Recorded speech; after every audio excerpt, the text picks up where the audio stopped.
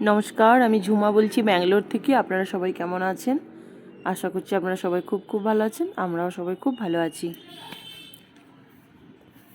আজ বুধবার, সকাল এখন এই 9:30-10টা মতো বাজে। এখন থেকেই ব্লগটা শুরু করছি। আশা করছি আপনাদের ভালো লাগবে। তো সকালবেলার বাবা বাজার করে রেখে গেছে। বাজার একবার করে আবার একবার বাজার করতে গেছে। মানে বাজারে মোটামুটি যা যা সবজি পেয়েছে সবই নিয়ে চলে এসেছে। দেখছেন, আমি ব্যাগ থেকে না বালে তো দেখাতে পারবো না কী কী সবজি এনেছে। এই যে বরবটি, টমেটো, মাশরুম, কুমড়ো, ঢ্যাঁড়স, হোঁপা, গাজর, কাঁচা লঙ্কা, কাঁচা কাঁচা কলা, লাউ ডাঁটা, এবার একটা লম্বা লাউ,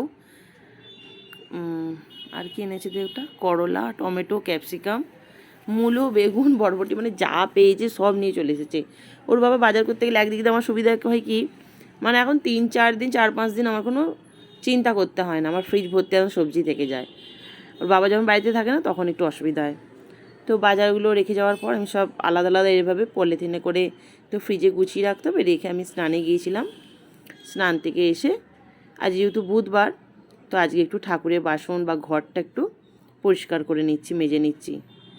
আমাদের দেশে ঘরে তো বলে ঘট বাউন ছাড়া হাত দিতে নেই, মানে ঘট ছুঁতে নেই, মানে এরকম একটা ব্যাপার থাকে। সেটা বছরে একবার করে যখন ঠাকুর করা হয় তখন ঘট পাতা হয়। কিন্তু আমিও এসে তাই করতাম। যখন ব্যাঙ্গালোরে প্রথম এসেছিলাম তখন আমিও সেরকম করতাম। তো 1 বছর থাকলে কি হয়, এই যে তামার পাত্রগুলো একটা আলাদা রং এসে যায়, মানে এই যে একটু উজ্জ্বল ভাবটা নষ্ট হয়ে যায়। তো এখানকারের লোক প্রচণ্ড নিন্দে করতো মানুষজন দেখে যখন আমার ঘরে আসতো, যে ঠাকুর ঘরের বাসন, মানে ঠাকুরের ঘট কেন এত নোংরা। তো আমরা তো বলতাম ছুঁতে নেই, মানে এরকম ছোঁয়া যায় না। কিন্তু এখানকার মানুষজন কি করে, প্রত্যেক সপ্তাহে একবার করে এরকম পরিষ্কার করে এবং ভালো টাটকা পান দিয়ে এইভাবে ঘট সাজাতে হয়। এবং নারকোলটা এনারা কী করেন, মাসে একবার করে পাল্টে ফেলেন। আর সেই নারকোলটা ফেলেন না। আমরা যেমন ঘটের ডাব বা পান সেটা আমরা জলে দিই, মানে ঘটের ডাব নারকেলগুলো, কিন্তু এখানে এরা কী করে, রান্না করে নিজেদের মধ্যে মানে প্রসাদ মতো করে খেয়ে নেয়, কোনো মিষ্টি সুইট আইটেম করে। তো সেই জন্য তারপর থেকে আমিও সেইভাবেই করি। তোর বাবা আবার যখন বাজার করতে গিয়েছিলো, বললাম মাছ আনতে গিয়েছিলো, তো আজকে পোনা মাছ এনেছে, অন্য কোনো মাছ আর পায়নি। একটাই মাছ এনেছে, রুই মাছ এনেছে। তো আর এখানে ব্যাঙ্গালোরে প্রচণ্ড গরম পড়ে গেছে। আর দেখলেন তো বরবটি লাউ এনেছে। তো আজকে একটু বরবটি আলু বেগুনের তরকারিটা এখনই করে নিচ্ছি সন্ধ্যের জন্য, কারণ আমি তো সন্ধ্যে 7টা 7:30টার মধ্যে খেয়ে নিই, তার বেশি সন্ধ্যে এটা করি না। এবার সন্ধ্যে দিয়ে তরকারি রুটি দুটো করতে গেলে আমার একটু খেতে দেরি হয়ে যায়, যার জন্য তরকারিটা করা থাকলে তো রুটিটা হলে খাওয়া হয়ে যায়। ভাতে একটা আলু দিয়ে দিলাম। প্রথমে আলুটা দিতে ভুলে গিয়েছিলাম, কারণ ঝোল জাতীয় কিছু হলে একটু আলু ভাতে হলে ভালো লাগে। তো বরবটি আলু বেগুনের তরকারিটা রাতের জন্য করে রাখছি।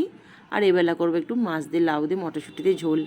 আর আমি এই ধরনের ঝোলগুলোতে কোনো রকম পেঁয়াজ রসুন বা কোনো রকম গুঁড়ো লঙ্কা, শুকনো লঙ্কাটা ইউজ করি না।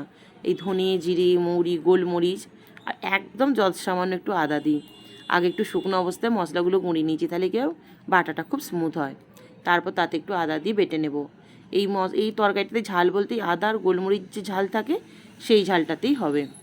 প্রথমে বরবটি আলু বেগুনটা ভেজে প্রেশার কুকারে একটু সব রকম মশলা দিয়ে সিদ্ধ করতে দিয়ে দিয়েছিলাম। আর পেঁয়াজ ভেজে তরকারিটা একটু সাঁতলে নেব। এই যে ওর বাবা আবার কদিন সাদা পেঁয়াজ এনেছে। এই যে তরকারিটা সব রকম মশলা দিয়ে করে নিয়েছিলাম। পেঁয়াজ ভাজা ভাজা হতে একটা টমেটো দিয়েছিলাম। টমেটোটা যখন পুরো নরম হয়ে গেছে, তারপর কুকারে সিদ্ধ করে রাখা তরকারিটা কড়াই দিয়ে দিলাম। এবার এই যতটা জলটা আছে, জলটা যতক্ষণ শুকনো হবে পেঁয়াজের গন্ধটা ভালোভাবে তরকারির মধ্যে এসে যাবে। তরকারি নাবিয়ে আমি আবার মাছ ভাজতে দিয়ে দিয়েছি, কড়া ধুয়ে করে। মাছও প্রায় ভাজা হয়ে এসছে। আর প্রেশার কুকারে যেহেতু লাউটা সিদ্ধ করব, একটু লবণ আর হলুদ দিয়ে জলটা একটু হালকা গরম করতে দিয়েছি। আলাদা করে বারে বারে মানে কড়াই মশলা দিয়ে কষিয়ে দিয়ে আবার করি না, ওতে কড়াটা বারবার ধুতে হয়। এইভাবে করলে তাড়াতাড়ি হয়েও যায়। আর যদি টেস্ট যদি না হতো সেখানে একটা কথা ছিল, কিন্তু টেস্ট যখন ঠিক থাকে তখন এইভাবে করা যেতেই পারে। তো এবার আমি লাউটা আর আলুটা ভালো করে ভেজে নেব।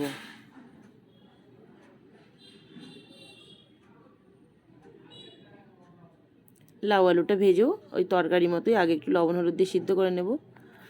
তো যে দেশে যেরকম চলে আর কি, আমাদের কলকাতায় যেমন ওই ঘটের ব্যাপারটা বললাম, তো আমাদের ব্যাঙ্গালোরে পুরো সম্পূর্ণ আলাদা। তো যখন দেখতাম লোক নিন্দে করতো তখন থেকে আমিও এইভাবেই করে নিতাম।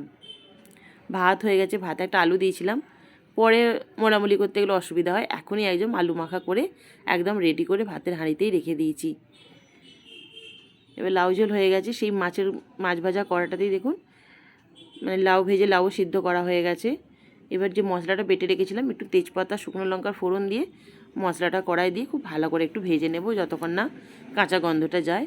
ভেজে নেওয়ার পর এবার লাউটা ঢেলে দিয়েছি, সিদ্ধ লাউটা এবং ভাজা মাছটা দিয়ে 2-3 মিনিট মতো ফুটিয়ে নেব। তাহলে মোটামুটি আমাদের রান্না হয়ে যাবে। ওর বাবা এসে গেছে, আমি খাবার বাড়ছি। ওর বাবা একটু বেশ পছন্দ করে একটু পরিপাটি করে একটু গুছিয়ে দিতে, বেশ ভালো, মানে ওটা বেশ পছন্দ করে। ছেলে বলুন, ওর ছেলের বাবা বলুন, একটু গুছিয়ে দিলে ওদের বেশ খেয়ে তৃপ্তি হয়। থালাটা আর কি চোখে দেখাটায় আর কি শান্তি লাগে। যা বরবটির তরকারিটা অল্প করেই দিলাম, কারণ হয়তো খাবে কি না খাবে। কারণ ভাতটা একদম আমাদের সবাই 3 জনই আমাদের অল্প পরিমাণে ভাত খায়, তো সেখানে 2-4 রকম তরি তরকারি হলে খেতে পারা যায় না। আর প্রত্যেক দিন আমাদের স্যালাড থাকে, যেহেতু গরম পড়ে গেছে। প্রথমেই বলছি, ব্যাঙ্গালোরে এই মার্চ মাসেই ভালো গরম পড়ে গেছে, তার জন্য একটু ঝোল, টক দই এসবগুলো রাখা হচ্ছে। তো আজকে আর ভিডিওটা বড় করছি না, এখানেই শেষ করছি ব্লগটা। কেমন লাগলো অবশ্যই কমেন্টে জানাবেন। যদি ভালো লেগে থাকে তো একটা লাইক, শেয়ার, সাবস্ক্রাইব করবেন। এবং আমার এই ভিডিওটি যারা ফেসবুক থেকে দেখবেন অবশ্যই আমার পেজটিকে একটু ফলো করে দেবেন। এই যে টক দই দিয়ে দিলাম, ঘরে পাতা টক দই। তো আজকের মতো টাটা।